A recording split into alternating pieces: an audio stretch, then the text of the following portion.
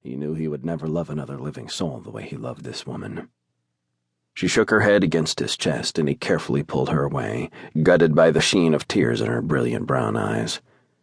Even in sorrow, she was the most beautiful woman in the world to him.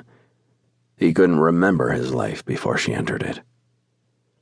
He held the single most precious thing to him in the world in his arms, and he was powerless to give her what she wanted most: a child. "No more, Gavin," she said, her throat working up and down as if the words were painful to speak. "I can't take another loss. I can't do it anymore." The utter despair in his beloved wife's voice was more than he could bear. He was precariously close to losing control over his own emotions. Only his vow to be an unyielding rock for his wife kept him in check. She needed his strength, not his weakness. And the hell of it was, he only had one weakness in his life. Ginger, his wife, lover, and absolute soulmate. He would have laughed at the idea of fate and soulmates. The professor of his human resources and development class had once said that the concept of there only being one person out there for you was utterly false. That you could fall in love and love many different people in your life. He believed the exact same thing until one day a beautiful chestnut-headed, brown-eyed, adorably shy woman had walked into his life, and his existence had been irrevocably changed. He'd known since the very first time she'd shyly accepted a dinner invitation with him that he was already in so deep that he had no hope of ever finding his way out. He hadn't wanted to. Gavin was a man who was decisive, could handle any issue flung his way. He had the total package, or so women liked to tell him. Good-looking, charismatic, dark and brooding and wealthy.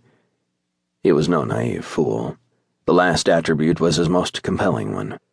The women he'd been with hadn't likely given thought to anything beyond the tag that was solidly fixed on his forehead. Billionaire. He had actually laid eyes on Ginger the very first time, ironically, when he'd been out with another woman. He'd had his entire evening planned, in fact. Nice dinner, intimate atmosphere, flirt with his date, whose name completely escaped him now, and then go back to her place to have sex before returning to his own apartment. No one came to his home or invaded his private sanctuary. Sex was always at his date's place or in a hotel, and he always left afterward. To some women that made him a cold bastard, but he was hardly hypocrite enough to indulge in post-coital cuddle when he'd made it clear that there would be no emotional entanglements. He hadn't stayed when he'd dropped his date off, much to her disappointment. His mind had been too occupied with a sweet, smiling waitress with big brown, shy eyes who blushed when he stared at her for too long.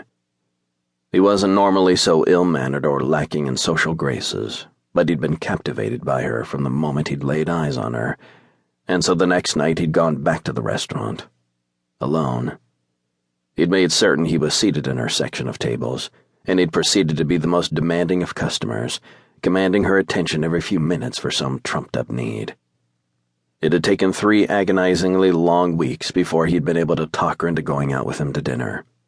3 weeks of self-induced celibacy because he'd known that she would be the last woman in his bed forever, so he hadn't minded the wait.